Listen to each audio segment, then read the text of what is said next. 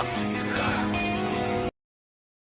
Graça e paz, prezados alunos, aqui é o professor Fabrício Cardoso e seja bem-vindo à nossa aula de homilética bíblica. Meus irmãos, esta aula de hoje é uma aula prática que vai servir de suporte para os nossos alunos, tanto da formação do curso básico em teologia, como bacharel em teologia, e como também as mentorias bíblicas sobre homilética que nós ministramos, tanto presencial nas igrejas, nos auditórios, quanto também na formação online. E hoje nós estaremos tratando o assunto sobre aprendendo a montar o esboço do seu sermão. Se você chegou até aqui, é porque eu já fiz a aula com você, ou alguns de nossos professores, acerca de toda a orientação sobre o passo a passo de cada elemento que é necessário conter em um sermão.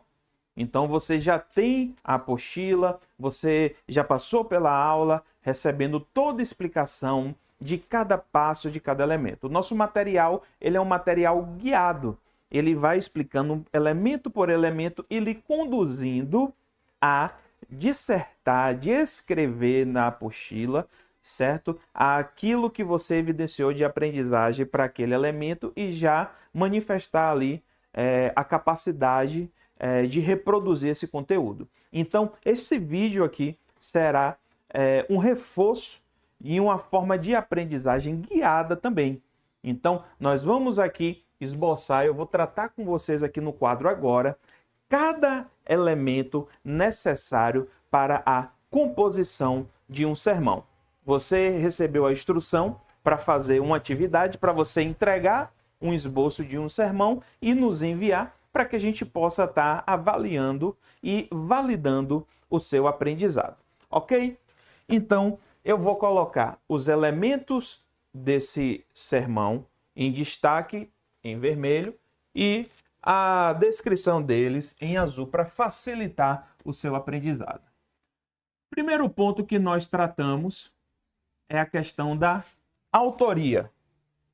Eu falei para vocês que a gente pode sim pregar o sermão de outra pessoa. E o correto, o ético, é que a gente venha estar citando. Quando eu for pregar o sermão de outra pessoa, é importante eu citar. Então, nesse caso aqui, como autor, eu vou colocar o meu próprio nome, certo? Um outro ponto muito importante que eu descrevi para vocês é acerca do tempo. Tempo de pregação. Você se recorda do que eu falei sobre a importância de você entender o seu público, o ambiente que você está, qual a proposta ao qual você está sendo convidado para ensinar e o uso adequado de tempo. Nós falamos sobre o tempo adequado para uma saudação, para uma celebração de um casamento, para um culto fúnebre, para um culto evangelístico, para um culto de doutrina, né? Então, nós vamos seguir aqui um tempo médio, que geralmente é disponibilizado, de 30 minutos, certo? Outro elemento muito importante é a questão da função.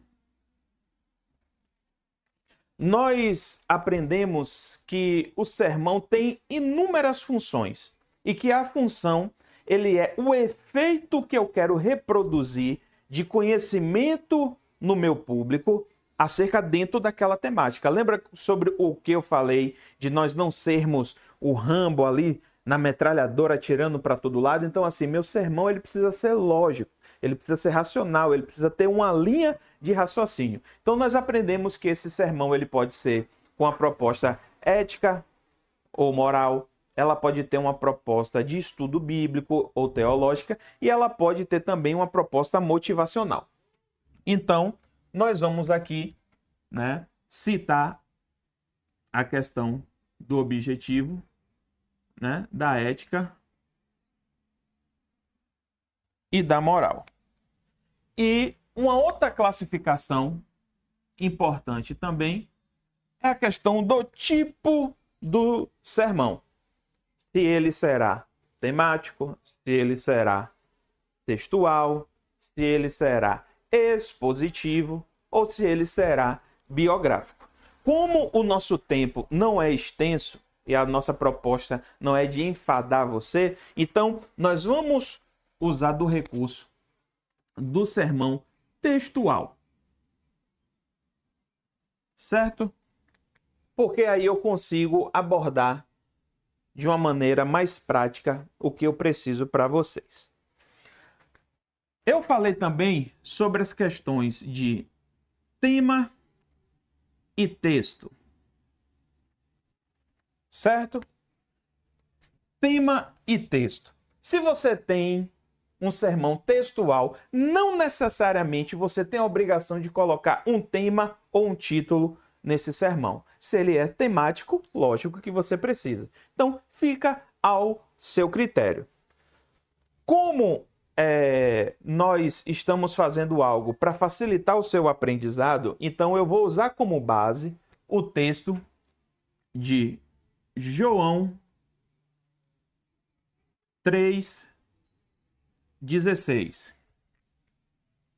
João 3:16, que é um dos textos bíblicos mais conhecidos de todo mundo em toda a história. Porque Deus amou o mundo de tal maneira que deu o seu Filho unigênito para que todo aquele que nele crê não pereça, mas tenha a vida eterna.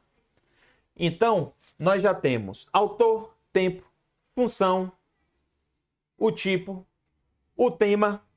Fica a seu critério de colocar, no caso do sermão, textual ou não. E o texto que nós usaremos será o de João 3:16. Correto? O elemento de número 1 é de introdução.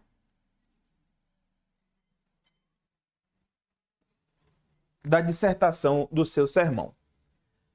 O que é muito importante na introdução é explicar o objetivo. Certo? Se você vai fazer um sermão textual, o seu foco é o texto. Você vai falar de João 3:16. A sua introdução tem que ser focada no texto. Vamos supor que esse sermão não fosse textual e eu fosse colocar o tema sobre o amor incondicional de Deus, ou então a obra de Jesus Cristo. Eu teria um tema e a minha introdução seria focada em explicar o tema, certo? Eu dei uma explicação para vocês muito objetiva sobre o que é essa introdução. A introdução é uma recepção, é o cartão de visita. Se você começar bem, se você for bem na sua introdução, você já ganhou 50% da eficiência necessária para o seu sermão. Né? É igual você ir na recepção de uma clínica e você vê ali as coisas bagunçadas, sujas, quebradas, você vai ficar até receoso de ir para a sala de atendimento. Mas se você tem uma boa impressão na recepção, você vai ficar super à vontade e confortável com a pessoa que vem estar lhe atendendo, certo? Então, na introdução, é muito importante a gente seguir os recursos da hermenêutica e da exegese. Certo? A hermenêutica é a interpretação do texto. Eu vou trazer a explicação do texto no seu real, para eu entender o sentido real, quem escreveu, por que escreveu, para quem escreveu, se aplica ao quê? É uma dispensação anterior? É um texto que fala da dispensação milenar? É um texto para o nosso tempo? O que é que está no original? O sentido é mesmo esse que eu leio no meu idioma? Certo? E a exegese é quando eu consigo trazer essa aplicação dessa interpretação para a minha realidade hoje como cristão. Certo? Então, a chave hermenêutica que nós precisamos sempre utilizar para uma boa interpretação é a obra de Jesus. É o sangue de Jesus. É como que se eu estivesse aqui embaixo com esse texto e eu preciso olhar através do sangue de Jesus. Então, é a obra de Cristo. que provocou expiação, propiciação, redenção e reconciliação. Certo?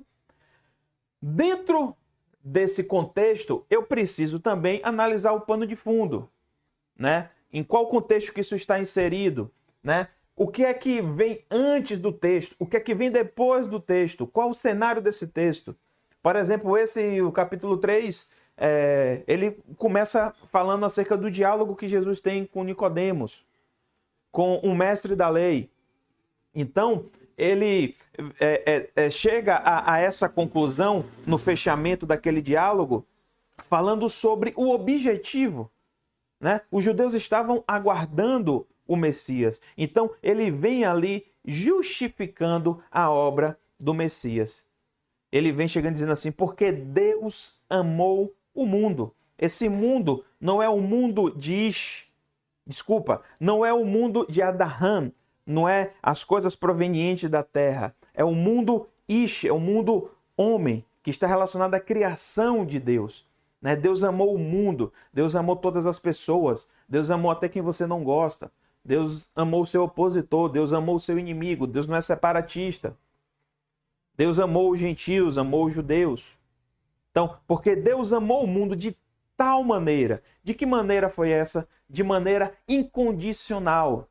Né? Aí eu posso falar sobre os recursos, né, de tradução do termo amor no grego. Eu posso falar sobre o amor ágape, que é o amor sacrificial, incondicional.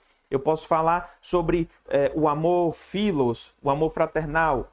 Né? Então, de tal maneira, que maneira foi essa sacrificial? Deus amou o mundo de tal maneira que deu o seu Filho unigênito.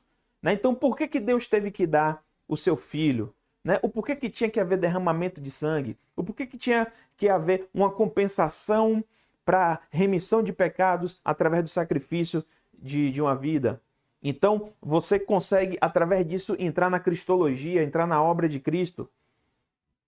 Porque Deus amou o mundo de tal maneira que deu o seu Filho unigênito, o seu Filho único, o seu Filho primogênito, seu único e primeiro, para que todo aquele que nele crê. Né? Então, a gente vem aí a parte já de soteriologia dentro desse texto. Então, nós vemos que a justificativa para a remissão na antiga aliança estava relacionada a um ato sacrificial. Essa prerrogativa muda na nova aliança com a obra de Jesus. Então, deixa do foco ser para o sacrifício de animais, que não tem, como Hebreus falou, que não tem o poder de perdoar pecados, e veio para a simbologia do Cordeiro de Deus, que tira o pecado do mundo. Então, ao invés de ser um ato de sacrifício meu, sacrificando os meus bens para poder, né, alcançar esse perdão, passa a ser através da crença. Então, para todo aquele que nele crê, que crê em Cristo, que crê na obra de Cristo, que crê em seu coração, que se ele crê no coração, ele confessa com a boca. Se ele crê no coração, conversa com a boca, ele confirma com o batismo. Então, para todo aquele que nele crê, não pereça, não morra, se refere à morte espiritual, à segunda morte. Então, eu já posso entrar aí nas questões da antropologia bíblica, eu já posso falar sobre a tricotomia humana, eu já posso falar sobre o que pode acontecer na vida após a morte. O que acontece com o corpo, com a alma, com o espírito? Como essa dualidade da tricotomia, né? Há quem acredita na tricotomia, há quem acredita que é só corpo e não difere de alma para com espírito. Eu posso entrar nesse assunto.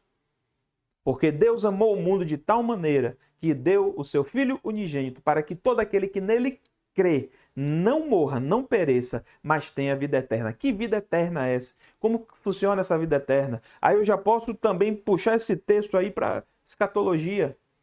Como é que vai funcionar no grande dia? Quais são os sinais? Né? Aqueles que estarão, os mortos em Cristo ressuscitarão primeiro, aqueles que em vida serão arrebatados. Estaremos nos apresentando ao Senhor. Né? Ali é o momento do julgamento das nações. Eu posso falar sobre esse julgamento, separação de bodes e ovelhas, apresentação diante de Deus, para apresentar nas nossas obras no tribunal de Cristo, para recebimento de galardão. Onde é que está o contexto do reino milenar, quando Cristo vem vitorioso mais uma vez para poder selar o processo e logo após vir um julgamento final e a morada da igreja eternamente com Cristo na Nova Jerusalém. Então, o que é essa vida eterna? Então, em um único texto, eu consigo abrir ele para vários leques. Eu posso ir para uma estrutura antropológica, bíblica, eu posso ir para uma estrutura soteriológica, eu posso ir para a cristologia, eu posso ir para a escatologia, certo? Mas eu preciso ter um entendimento de que eu tenho que explicar o texto, explicando o texto na real, trazendo o contexto dele, certo? E a exegese vai ser o desenvolvimento, né? De como que eu posso pegar essa interpretação e qual link eu posso fazer para discorrer. Um segundo ponto que eu chamo de desenvolvimento.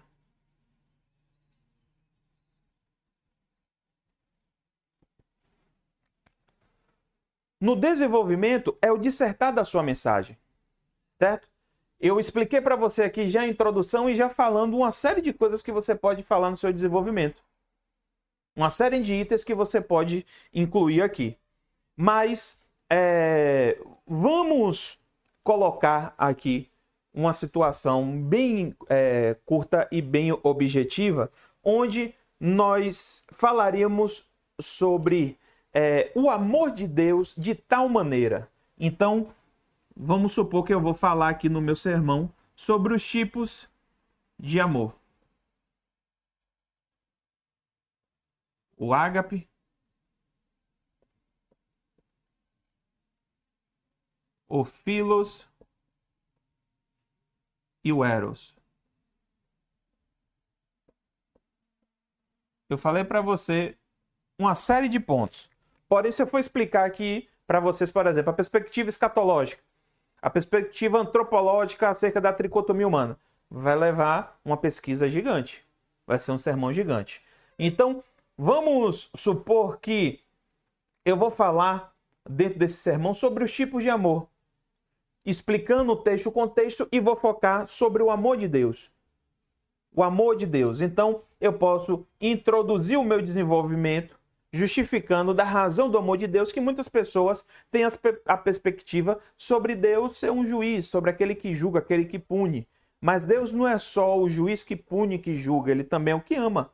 E ele prova através desse texto o amor dele. Então eu posso citar aqui o que é o amor ágape, que é o amor sacrificial, o amor filos, o amor fraternal, e o amor eros, que é o amor do casal. E como que eu vou fechar o meu sermão no terceiro tópico, certo? Que é a conclusão. Minha dica é que sempre na conclusão você tente direcionar aquele texto para a realidade de vida daquelas pessoas. Sabendo que a gente tem que ter muito cuidado com o contrário da exegese, que é a exegese.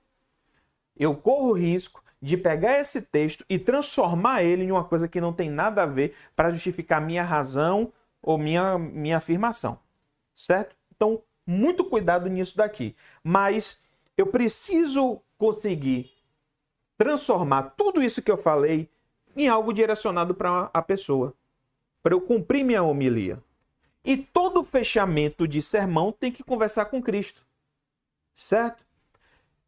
Na conclusão, eu preciso também resumir aquilo que eu falei, principalmente as propostas, as ideias principais. Então, no meu entendimento, como eu falei de amor, eu gostaria de concluir falando sobre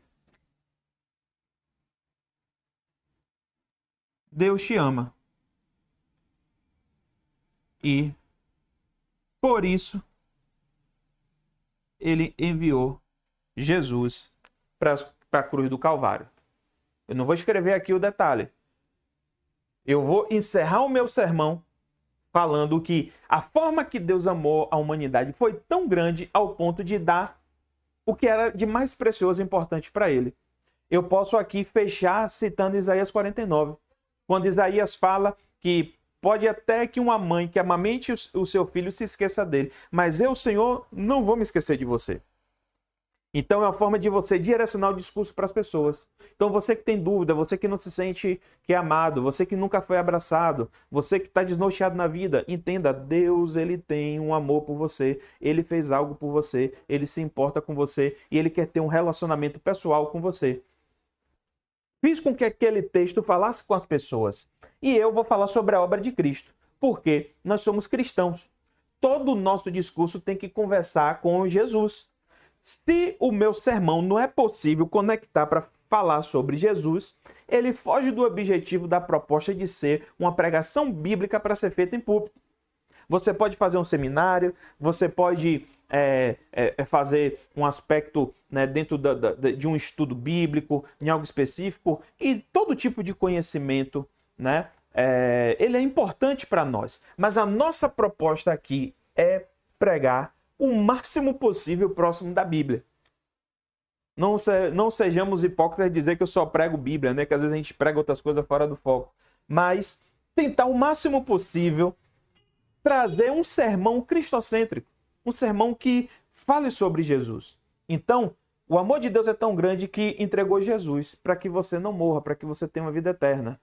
Então, Jesus ele não veio para condenar, ele veio para salvar. Ele tem um plano e um projeto para a sua vida.